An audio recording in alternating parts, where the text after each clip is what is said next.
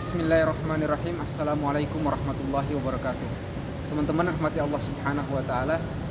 Kesempatan kali ini kita kembali bertemu di 10 hari terakhir, detik-detik terakhir bulan Ramadan ini. Insyaallah kita akan, dan mulai hari ini dan sampai besok-besok kita akan membahas tentang pentingnya zakat. Ya, kita akan membahas secara bertahap apa itu zakat. Ya, kali ini di edisi pertama ini tentang zakat kita akan membahas tentang sejarah dan asal-usul kata zakat dan juga sejarah diwajibkannya zakat.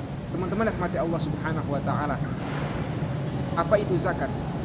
Zakat berasal dari bahasa Arab yang ya, zakka yuzakki, artinya nama yanmu. Zakka yuzakki adalah pembersihan, ya, zakka yuzakki yang berarti nama yanmu, juga bisa berarti bertumbuh, ya, nama yanmu bertumbuh, juga bisa berarti zada yazidu ziyadatan, bertambah, juga bisa berarti madaha yamdahu, yang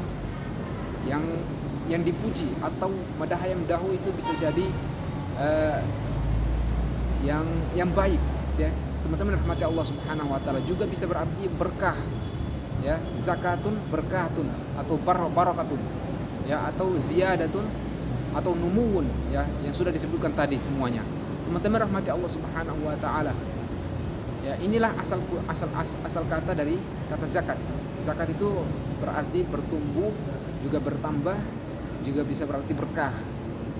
Karena orang yang memberi zakat sama seperti orang, ya, zakat itu nama lain dari zakat juga adalah sedekah.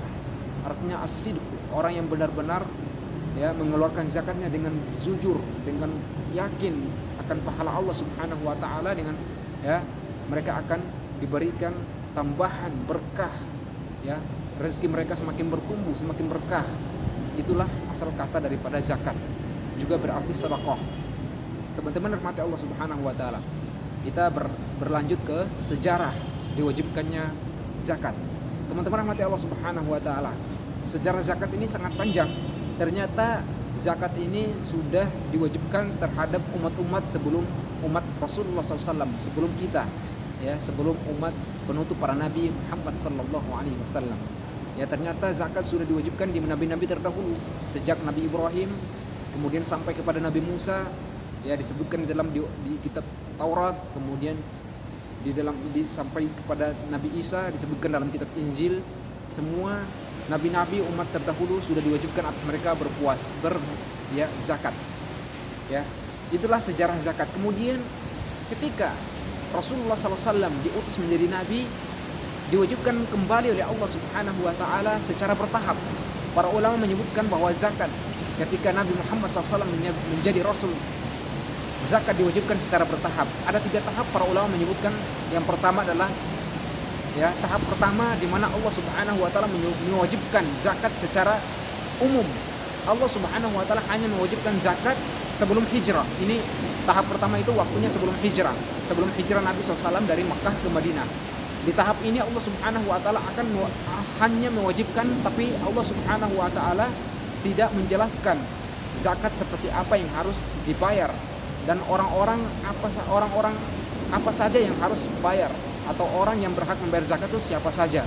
Begitu juga Allah juga belum menjelaskan tentang harta apa yang harus dikeluarkan oleh orang yang wajib membayar zakat. Kemudian, ya, ukurannya seperti apa, Allah juga belum menjelaskan. Itu di tahap yang pertama.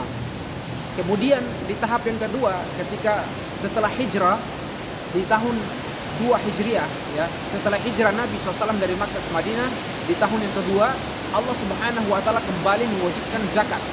Ya, di sini Allah Subhanahu wa taala telah merincikan, menjelaskan tentang, ya, ahkam bitafasil, ya, tentang hukum-hukum zakat secara terperinci. Baik itu kriteria orang yang wajib atas mereka membayar zakat, kemudian orang-orang yang berhak menerima zakat, kemudian, ya, ukuran-ukuran zakat, harta yang harus dibayar. Itu Allah sudah menjelaskan, ya. Kemudian masuk di tahap yang ketiga, Allah Subhanahu wa taala kembali memerintahkan, menegaskan tentang kewajiban membayar zakat. Di tahap ini para ulama menjelaskan, menyebutkan bahwa di tahap ini itu sudah memasuki tahun ke-9 setelah hijrah.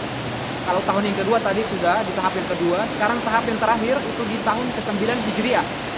Di sini Allah Subhanahu wa taala lebih menekankan lagi kepada umat muslim untuk membayar zakat. Ya, barang siapa yang tidak membayar zakat, maka mereka akan dihukum. Bahkan di zaman khalifah, orang yang tidak membayar zakat dihukum mati. Ya, bahkan mereka dirampas hartanya. Ya, ini di tahap yang ketiga di tahun 9 Hijriah. Kemudian hadirin yang mati Allah Subhanahu wa taala, hukum asal zakat, ya tentunya hukum asal zakat wajib, ya. Itu berasal dari Al-Qur'an, hadis dan juga ijma'ul muslimin. Dari Al-Qur'an Allah Subhanahu wa taala telah mengulangi ayat bergandengan dengan salat selama sebanyak 82 kali. Allah Subhanahu wa taala menyebutkan aqimus shalah wa atuz zakah sebanyak 82 kali di Al-Qur'an. Kemudian di hadis Rasulullah SAW juga bersabda, Buniyal Islamu ala khamsin. Zakat merupakan rukun ketiga daripada rukun Islam. Rasulullah SAW bersabda, Buniyal Islamu ala khamsin. Islam itu dibangun atas 5 perkara. Yang pertama syahadatain. Yang kedua iqamis salat. Yang ketiga zakat. Ya. Kemudian yang keempat, ya puasa. Yang kelima haji. Itu ya hadirin yang mati Allah Subhanahu wa taala. Kemudian zakat juga merupakan ijma'ul ulama. Sudah disepakati umat muslim dan juga para ulama di seluruh dunia. Demikian inilah asal kata zakat, ya, hukum sejarah dan asal usul kewajiban zakat. Semoga ini bermanfaat. Insyaallah kita akan membahas tentang zakat di edisi selanjutnya. Semoga bermanfaat. Assalamualaikum warahmatullahi wabarakatuh.